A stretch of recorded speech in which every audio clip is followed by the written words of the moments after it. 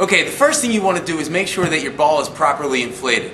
And the best way to do that is to actually pump it up and then sit on the ball. There are different guidelines for the ball as far as the sizes go, and you'll see them scrolling across the bottom of the screen here. But for the best measure of the ball, what you want to do is actually inflate the ball so that when you're seated on top of it, your hips are at 90 degrees, like so.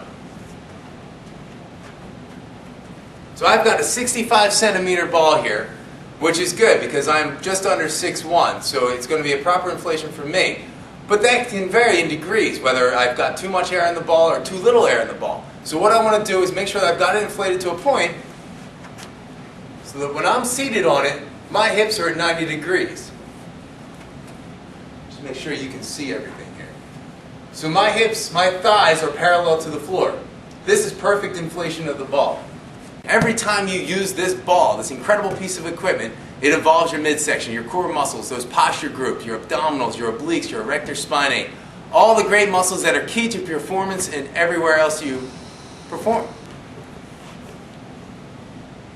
Alright, the first thing I want to do is get you accustomed to the ball. If you've never used a stability ball before, the first thing you want to do after you've got it pumped up properly, you're sitting on top, your hips are at 90 degrees, your thighs are at 90 degrees, parallel to the floor, is just sit on the ball. If you're not used to sitting on a ball, this is a whole new world, so I want to get you used to that first.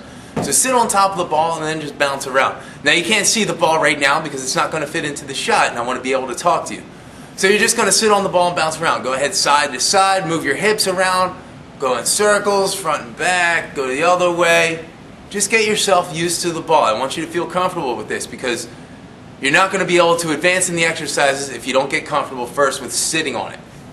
So this is where we begin. Just go ahead and bounce around. Now, if this is old hat for you and you're used to the ball, then here's where we go from there. After you're used to sitting on the ball, I'm going to show you this first exercise. I call it the SB walkout, stability ball walkout exercise.